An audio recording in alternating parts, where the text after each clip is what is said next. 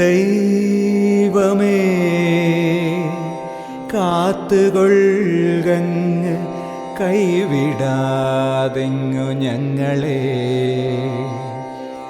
നാവികൻ നീ ഭവാബ്ദിക്കൊരാവിവൻ തോണി നിൻ പദം. ഒന്നൊന്നായി എണ്ണി എണ്ണി തൊട്ടെണ്ണും പൊരുളൊടുങ്ങിയാൽ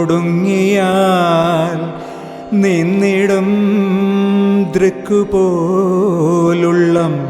നിന്നില സ്പന്ദമാകണം.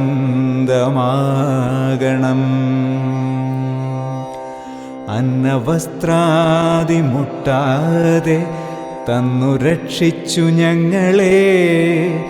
ധന്യരാക്കുന്ന നീ ഒന്നു തന്നെ ഞങ്ങൾക്കു തമ്പുരാൻ. ആഴിയും തിരയും കാറ്റും ആഴവും പോലെ ഞങ്ങളും മായയും നിൻ മഹിമയും നീയുമെന്ന് ഉള്ളിലാകണം. നീയല്ലോ സൃഷ്ടിയും സ്രഷ്ടാവായതും സൃഷ്ടിജാലവും. നീയല്ലോ ദൈവമേ സൃഷ്ടിക്കുള്ള സാമഗ്രിയായതും. നീയല്ലോ മായയും മായാവിയും മായാവിനോദനും.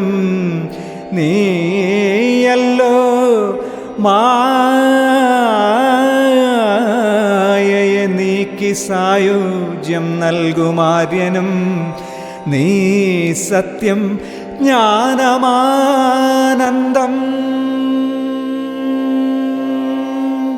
നീ സത്യം ജ്ഞാനം ആനന്ദം. നീ തന്നെ വർത്തമാനവും ഭൂതവും ഭാവിയും വേറല്ലോതും മൊഴിയുമോർക്കിൽ നീ. അകവും പുറവും തിങ്ങും മഹിമാവാർന്ന നിൻ പദം പുകഴ്ത്തുന്നു ഞങ്ങളങ്ങ്. ഭഗവാനെ ജയിക്കുക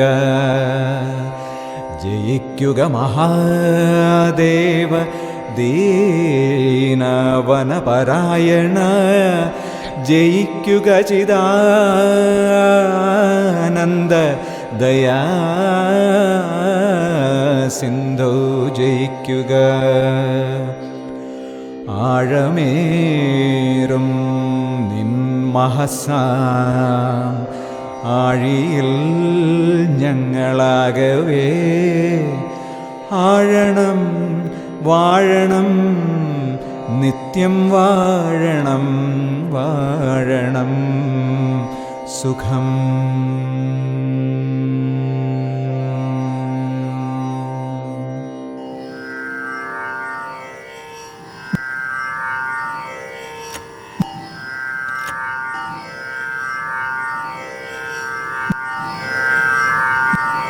നമസ്കാരം. ഇപ്പോൾ മംഗളഭാരതി ആശ്രമത്തിൽ നടക്കുന്ന സേവനങ്ങൾ എന്തൊക്കെയാണ്? അധ്യാത്മാന്വേഷണത്തിന് പുറമെ ഈ സംവിധാനത്തെ ഉപയോഗപ്പെടുത്തി മറ്റുള്ളവർക്ക് കൊടുക്കുന്ന സൗകര്യങ്ങൾ എന്തൊക്കെയാണ്? നമുക്കൊരു സൗകര്യം കൊടുക്കാനില്ല. ഈ ഉള്ള സ്ഥലത്ത് വന്നാൽ എല്ലാവരും പായിട്ട് ആദ്യം ഇവിടെയാണ് പ്രഭാഷണം നടത്തിയിരുന്നത്. അത് കഴിയുമ്പോൾ ഇവിടെ പായിട്ട് ഇരുന്നിട്ടാണ് ഭക്ഷണം കഴിച്ചിരുന്നത്. ഇതിൽ തന്നെ എന്നാൽ ഈ പില്ലറിൽ മാത്രമാണ് ഇത് നിന്നിരുന്നത് മംഗളഭാരതി. അത് കഴിഞ്ഞപ്പോൾ തൊട്ട് ഇവിടെ തന്നെ എല്ലാം അങ്ങനെ ഇതിൽ തന്നെയായിരുന്നു. പിന്നെ ഇപ്പം അപ്പുറം ഇപ്പുറമൊക്കെ ഇത്തിരി സൗകര്യങ്ങളൊക്കെ ആണെങ്കിലും ഇവിടെ വരുന്ന പഠിക്കാൻ സൗകര്യങ്ങളോ വേറെ സാഹചര്യം മോശമായ കുട്ടികളൊക്കെ വന്ന ഒരുപാട് കുട്ടികൾ. ഇന്നാൾ നമ്മൾ പേരെഴുതിയപ്പോൾ എത്രയാണ് 60 കുട്ടികളോളം ഇവിടെ നിന്ന് പഠിച്ചു പോയവരാ. പുറത്ത് വിദ്യാലയങ്ങളിൽ നമ്മൾക്ക് ഇവിടെ വേറെ വിദ്യാലയമല്ലല്ലോ. സാമ്പത്തിക ശേഷി പിന്നെ പ്രദേശത്തുള്ളവർ ഒരു 2-3 കുട്ടികളെ സാമ്പത്തിക ശേഷി ഉള്ളത് വന്നിട്ടുള്ളൂ. അല്ലാത്തവരൊക്കെ അങ്ങനെയൊക്കെ ഇല്ലാത്തവരാണ്. അതൊക്കെ നമ്മൾ അന്വേഷിച്ച് പിടിക്കുന്നതല്ല, വന്നു ചേരുന്നത്. അങ്ങനെ അന്വേഷിച്ച് വരും. നിയോഗം പോലെ. പാലക്കാട്ടുനിന്ന് അതിൽ 4-5 കുട്ടികളുടെ കല്യാണം, പെൺകുട്ടികളുടെ കല്യാണം ഒക്കെ ഇവിടെ വെച്ച് നടന്നിട്ടുണ്ട്. ഇവിടെ വന്നു പഠിച്ചു. 8-ലോ 9-ലോ ഒക്കെ പഠിക്കുമ്പോൾ വന്നതാണ്. പഠിച്ചു. ഒരാൾ BA പാസ്സായി, ഒരാൾ ITC എല്ലാം പാസ്സായി. ഈ 2 കുട്ടികൾക്കും കല്യാണം ഇവിടെ വന്നു. നമ്മളെങ്ങനെയെന്ന് അറിയില്ല. അവരുടെ നാട്ടിൽ നിന്ന് തന്നെയാണ് വന്നിട്ട് ഒന്നും വേണ്ടാത്ത ഒരു കുട്ടിയെ കല്യാണം കഴിക്കണമെന്ന് ഇവരുടെ ഏതോ ഒരു ബന്ധുവിനോട് വേറെ ആരോ പറഞ്ഞു.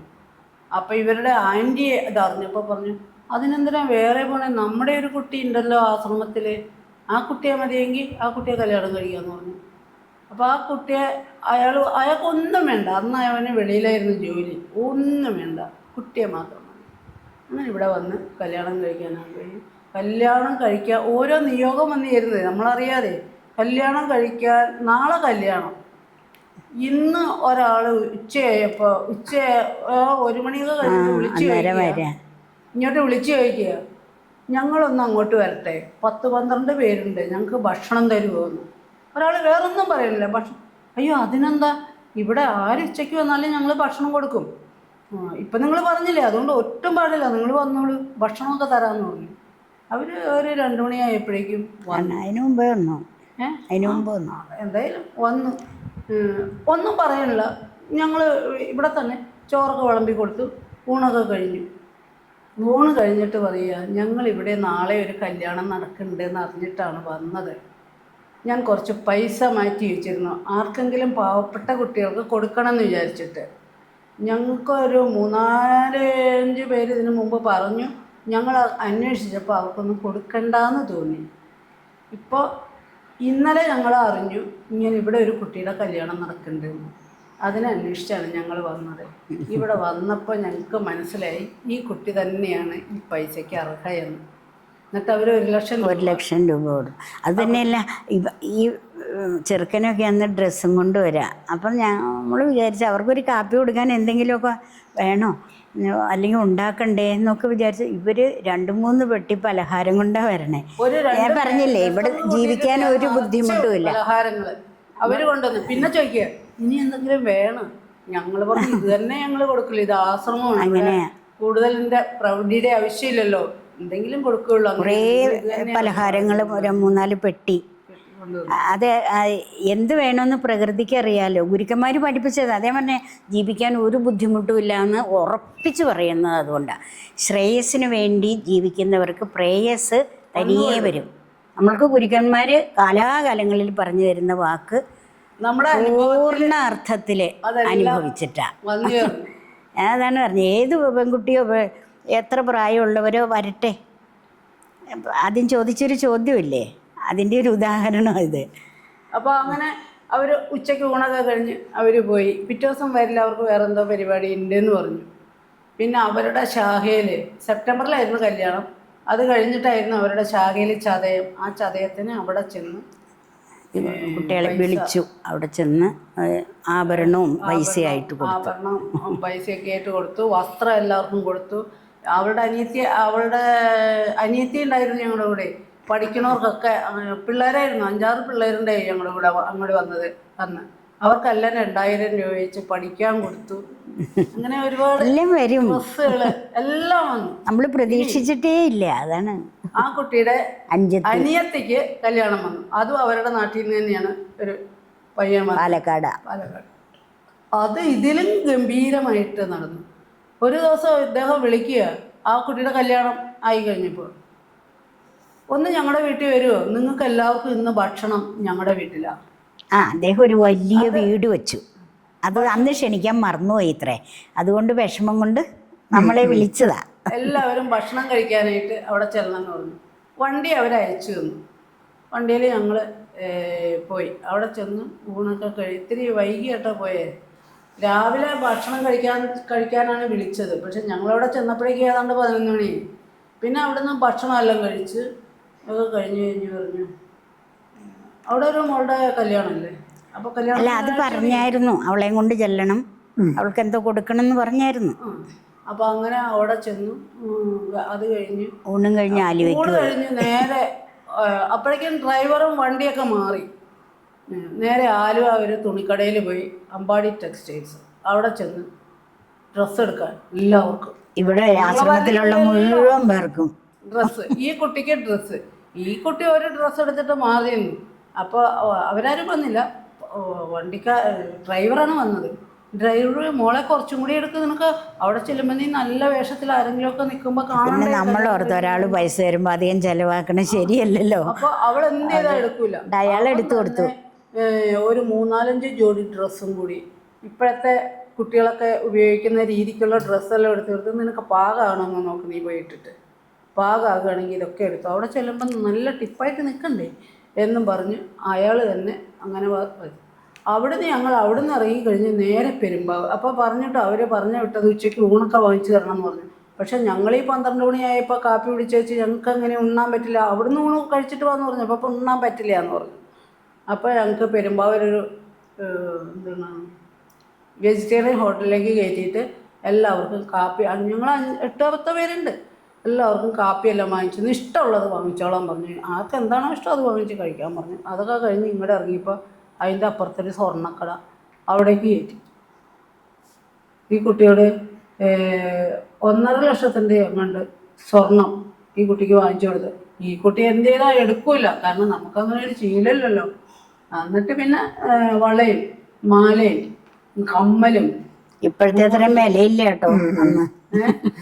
എല്ലാം എടുത്തു തന്നു. ഏതാണ്ട് 1.5 ലക്ഷം രൂപയുടെ. അത് അവർ വിചാരിച്ചത്രയും ഒരു ബഡ്ജറ്റ് തുണിക്ക് വന്നില്ല. ഞങ്ങളൊക്കെ അത്ര വലിയത് എടുത്തില്ല. ആ പൈസയും കൂടെ ഇവൾക്ക് സ്വർണം വാങ്ങിച്ചോളാൻ പറഞ്ഞു. ആദ്യം പറഞ്ഞതിലും അവർ 1 ലക്ഷം രൂപ എങ്ങാണ്ട് തുണിക്ക് വിചാരിച്ചു. ആശ്രമത്തിലല്ലേ അവർക്ക് എടുക്കണ്ടേ. അപ്പോൾ അവർ വിചാരിച്ച പൈസ ചിലവാകത്തോണ്ട് അതും കൂടെ വേണ്ടതെല്ലാം വേണ്ടതുപോലെ വരും അല്ലേ.